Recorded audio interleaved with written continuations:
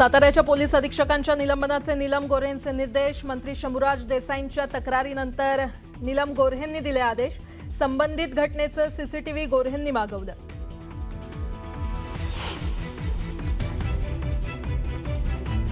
साताऱ्यात 10 पेक्षा जास्त पोलीस आम्हाला ओढत होते। मंत्र्यांना अशा प्रकारे मारहाणीचा प्रकार कधी झालाय का? शंभूराज देसाईंचा सवाल। तर आम्ही कुणाकडे न्याय मागायचं म्हणत शंभूराज देसाई आक्रमक।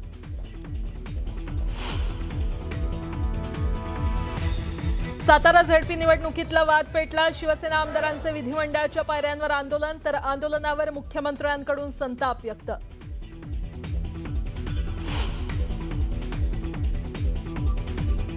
सातारा प्रकरणाची वस्तुस्थितीच्या आधारावर योग्य ती चौकशी होईल। चौकशीत जे काही निष्पन्न होईल त्यानुसार कारवाई केली जाईल, मुख्यमंत्र्यांचे निर्देश।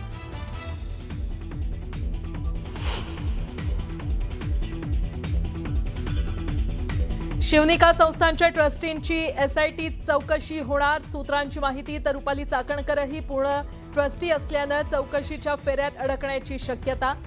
मंदिर संस्थानातील कारभाराबाबत एसआयटीकडून तपास होणार असल्याची सूत्रांची माहिती।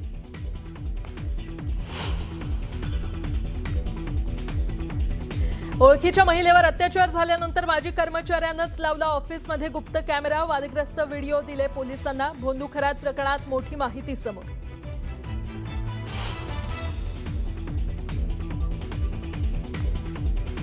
खरात प्रकरणात रुपाली चाकणकरांची एसआयटी मार्फत चौकशी होण्याची शक्यता। शिर्डीत दाखल गुन्ह्यात फिर्यादी महिलेची चौकशी करू नये म्हणून दबाव टाकल्याचा आरोप।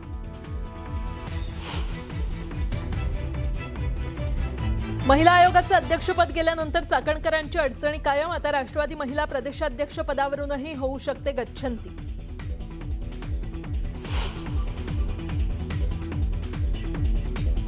भोंदू खरातचं कौतुक करतानाचा हिवरे बाजार गावचे सरपंच पोपटराव पवारांचा जुना व्हिडिओ व्हायरल। तर भोंदूगिरीशी संबंध नसल्याचं म्हणत पवारांची सारवासारव।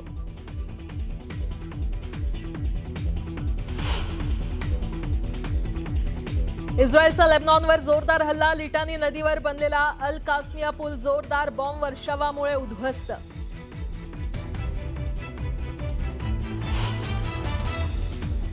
आणि काश्मीरच्या सांबामध्ये मोठा स्फोट, अनेक घरांच्या काचा फुटल्या। कट रचून स्फोटाचा पोलिसांना संशय।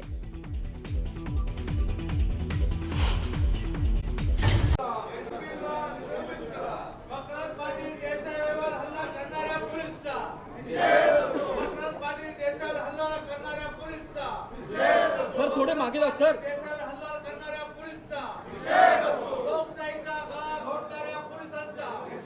परिसरामध्ये आपण बघतोय की आंदोलन सुरू करण्यात आलेलं आहे। सत्ताधारी पक्षाकडूनच हे आंदोलन सुरू झालंय। सातारा परिसरामध्ये शंभूराज देसाईंना धक्काबुक्की झाल्याचं हे प्रकरण आहे। त्याबद्दल शंभूराज देसाई यांनी आक्रमक भूमिका देखील घेतली होती। आम्ही कोणाकडे न्याय मागावा असा प्रश्न त्यांनी विधिमंडळामध्ये उपस्थित केला। आणि त्यानंतर आपण बघतोय की विधानसभेच्या पायऱ्यांवर हे आंदोलन सुरू झालेलं आहे। या आंदोलनामध्ये सत्ताधारी पक्षांचे महत्त्वाचे नेते देखील उपस्थित आहे। थेट जाऊयात आपले प्रतिनिधी उदय जाधव यांच्याकडे। उदय, हे सत्ताधारी पक्षांच्याच नेत्यांकडून आंदोलन सुरू आहे, नेमकं काय प्रकरण? आपण पाहतो की सातारा जिल्हा परिषदेच्या अध्यक्षपदाच्या निवडणुकीमध्ये जो अभूतपूर्व गोंधळ झालेला आहे, विशेषतः हा अभूतपूर्व गोंधळ जो आहे तो आपल्याला पाहायला मिळाला होता। सत्ताधारी पक्षातले शिवसेना विरुद्ध भाजप तिथे आमने सामने आले होते आणि आपण आता पाहतो विधान भवनच्या पायऱ्यांवरती त्याचे पडसाद जे आहेत ते उमटलेले आपल्याला इथे पाहायला मिळतात। शिवसेनेचे आमदार आणि त्याचबरोबर राष्ट्रवादी काँग्रेसचे आमदार हे विधान भवन पायऱ्यांवरती आंदोलन करताना आपल्याला पाहायला मिळतात। निदर्शनं सुरू आहेत। हिटलरशाहीच्या विरोधात हे आंदोलन सुरू असल्याचं सांगतायत।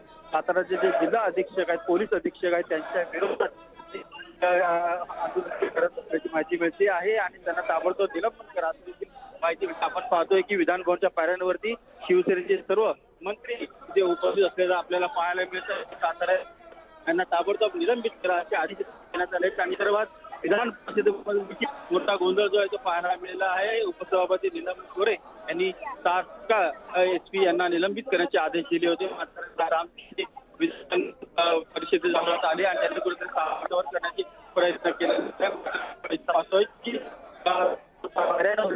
अधिवेशन शेवटचा आठवडा आहे। या शेवटच्या आठवड्यामध्ये पहिल्या दिवशी पाहतोय की शिवसेनेचे सर्व मंत्री आमदार आमदार इथे निदर्शनं करतात आणि मागणी करतात की सातारा एसपीला ताबडतोब निलंबित करा असं ते म्हटलेलं आहे. आणि सातारा एसपीचं इथे एक कार्टून जे आहे ते देखील त्यांनी प्रसिद्ध केलं आहे. हिटलर शाही जे आहे ते इथे करत असल्याची त्यांनी माहिती दिलेली आहे. तर उदय, सातारा पोलीस अधीक्षकांचं निलंबन करण्याचे निर्देश नीलम गोऱ्हे यांच्याकडून देण्यात आलेले आहेत. त्यानंतर आपण बघतोय की शिवसेनेच्या आमदार आणि नेत्यांकडून हे आंदोलन सुरू झालंय. आता त्यांच्या काय नेमक्या मागण्या आहेत? आपण पाहतोय की त्यांची मागणी सातारा एसपी जे आहे, साताराचे पोलीस आहेत त्यांना तात्काळ निलंबन करा अशी त्यांची मागणी आहे. तसंच सातारा जिल्ह्याचे पालकमंत्री सुरेश देसाई हे देखील या आंदोलनामध्ये सहभागी झाल्याचं आपल्याला एकूण पाहायला मिळतंय. एकंदरीत सत्ताधारी पक्षाचे आमदार मंत्री हे स्वतः विधान भवनच्या पायऱ्यांवरती निदर्शन करताना आपल्याला एकूण मिळत आहे. तर उदय, धन्यवाद दिलेल्या माहितीसाठी. आपण बघतोय की विधान भवन परिसरामध्ये शिवसेनेच्या आमदारांकडून आणि नेत्यांकडून हे आंदोलन सुरू झालेलं आहे. सातारा जिल्हा परिषद अध्यक्षपद निवडणुकीमध्ये पालकमंत्री शंभूराज देसाई आणि कॅबिनेट मंत्री मकरंद पाटील यांना आपल्याच सदस्यांना सभागृहापर्यंत नेण्यासाठी पोलिसांशी आणि प्रशासनाची झुंज द्यावी लागली आहे आणि त्या संदर्भामध्ये शिवसेनेकडून हे आंदोलन सुरू झालंय. तर सातारा जिल्हा परिषद अध्यक्षपदाच्या निवडणुकीच्या वेळी झालेल्या राड्याचे पडसाद विधान परिषदेमध्ये उमटलेत. शंभूराज देसाई या मुद्द्यावरून आक्रमक झाल्याचं पाहायला मिळालं. अध्यक्षपदाच्या या निवडणुकीवेळी पोलिसांनी आम्हाला फरफटत नेलं, मारहाण केली असा आरोप शंभूराज देसाईंनी केलाय. उपसभापतींनी तात्काळ दखल घेत साताऱ्याच्या एसपींचं निलंबन करण्याचे आदेश दिलेत. त्यानंतर जयकुमार गोरेंनी देखील यावर आक्षेप घेत आधी वस्तुस्थिती तपासावी अशी मागणी केली. त्यानंतर साताऱ्याच्या एसपींचं निलंबन रद्द करावं अशी देखील मागणी त्यांनी केली आहे. या संपूर्ण प्रकरणाची न्यायालयीन चौकशी व्हावी अशी मागणी आमदार संजय खोडके यांनी केली आहे. असा अनुभव मला राजकारणामध्ये आमच्या जिल्ह्यात राज्यात कधी आला नव्हता. एवढा वाईट दुर्दैवी अशा पद्धतीचा अनुभव मी भोगलाय.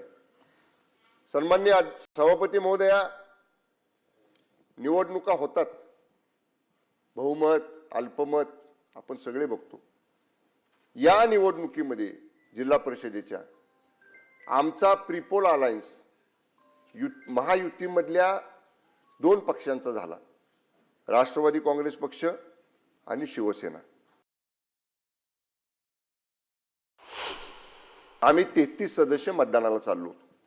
आमची बैठक एकत्र झाली, ठरलं उमेदवार अध्यक्षपदाचा कोण, उपाध्यक्षपदाचा कोण, आणि आम्ही त्या ठिकाणी निघालो. सन्मान्य अध्यक्ष महोदय, हे 2 सदस्य ज्यांच्यावर गुन्हा दाखल झाला, संदीप मांडवे आणि अनिल देसाई, हे आमच्याबरोबर बैठकीला होते. ज्यांचं अपहरण झालं म्हणून सांगितलं ते बापसाहेब शिंदे सदस्य राष्ट्रवादी काँग्रेस पक्षाचे आमच्याबरोबर होते. तिथं सुद्धा आमच्या बैठकीच्या ठिकाणी सन्मान्य सभापती महोदया 50 साध्या वेशातले पोलीस खाली होते. तुम्हाला अटकच करायची होती ना, आमच्या 2 सदस्यांना गुन्हा दाखल केलाय म्हणून. तिथं का नाही केली? का? 2000 शिवसैनिक तिथं होते खाली. तिथं नाही धाडस झालं पोलिसांचं आमच्या सदस्यांना हात लावायचं. सभागृहात सुद्धा आम्ही सुरक्षित आहात का नाही असं वाटायची वेळ आली. सभापती महोदय, आम्ही चाललो 4थ्या मजल्यावर. सभापती महोदय, 10 फुटाचं अंतर होतं. ते मेटल डिटेक्टर लावला होता जिथनं सदस्य आत जातात सभागृहात, त्या मतदानाच्या ठिकाणी.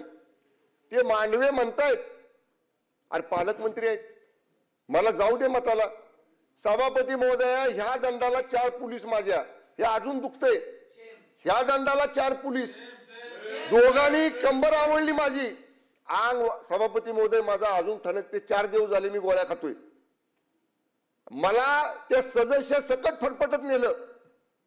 ह्यांचे बंधू खासदार नितीन काका पायऱ्यांवरनं त्याला खाली पाडलं. ह्यानाही ढकलत एका खोलीत नेऊन तिकडे ढकललं बाजूला. सभापती महोदय, काय 100 पोलीस साध्या वेशातले 4थ्या माळ्यावर. कोणाकडे नाही मागायचा, इथं आपल्याकडे मागणार आणि खाली मान्य अध्यक्षांकडे मागणार. त्यामुळे माझी विनंती आहे, तो एसपी जो वागलाय ना सभापती महोदया, पूर्ण एखाद्या घरगाड्यासारखा वागलाय. त्यामुळे आपण, माझी विनंती आहे, त्याला तात्काळ निलंबित करा, बडतर्फ करा सेवेतनं. आज त्याची निवृत्त हायकोर्ट जज मार्फत त्याची चौकशी करा. हा अन्याय आम्ही सहन करणार नाही. त्यामुळे माझी हात जोडून आपल्याला विनंती आहे, अशा पद्धतीनं मंत्र्यांवर आरेरावी करणाऱ्या, मंत्र्यांना जखमी करणाऱ्या त्या पोलीस दलाचा प्रमुख तुषार दोशी, एलसीबीचा इन्स्पेक्टर देवकर, एलसीबीचा असिस्टंट इन्स्पेक्टर गर्जे आणि त्यांच्या बरोबरचे 100 पोलीस यांच्यावर तात्काळ कारवाई करून त्याला निलंबित करा. मी आज आत्ताच्या आत्ता साताऱ्याचे पोलीस अधीक्षक आणि संबंधित ज्यांनी मतदारांना देवकर आणि तुम्ही जे म्हणतात हे पहा, या सभागृहामध्ये आमदार सांगतात ते खरं मानलं जातं, तर मंत्री सांगतायत म्हटल्यावर ते खरंच मानलं पाहिजे. हा आत्तापर्यंतचा प्रघात आहे. एक. दुसरं, एवढी घटना घडल्यावर सरकारकडून कालच चौकशीचे आदेश जायला हवे होते, ते काही कारणाने गेलेले नाही आहेत. आज पहिला दिवस आहे सुट्टीनंतरचा. तर ताबडतोब साताऱ्याचे पोलीस अधीक्षक आणि संबंधित ज्यांनी लोकांना ढकलाढकली केली, जखमी केलेलं आहे आणि महत्त्वाचं म्हणजे मतदानाच्या प्रक्रियेपासून वंचित ठेवलेलं आहे, त्यांचं सरकारने निलंबन करावं असे मी निर्देश देत आहे. जिल्हा परिषदेमध्ये आपण बघितलं काय परिस्थिती झाली. जिल्हा परिषदेचं पोलीस उभे असताना गेट तोडून माणसं आत गेली. माणसं आत गेली नाही, 3-4 हजार लोक त्या जिल्हा परिषदेच्या प्रिमायसेसमध्ये निवडणूक चालू असताना होती. ही कोणी नेली लोक? ही परिस्थिती कोणी निर्माण केली? याची माहिती सभापती महोदया घेतली पाहिजे ना. पोलिसांची जबाबदारी कायदा सुव्यवस्था राखायची आहे. पोलिसांच्यावर कारवाई केली, चुकीचं असेल तर कारवाई झाली पाहिजे, परंतु कायदा सुव्यवस्था राखायची जबाबदारी आहे कोणाची? सरकारचे. सभापती महोदय ऐकून तर घ्या, ऐकून घ्या ना. मी सांगतो ती परिस्थिती समजून घ्या. माझं म्हणणं मला मांडू द्या.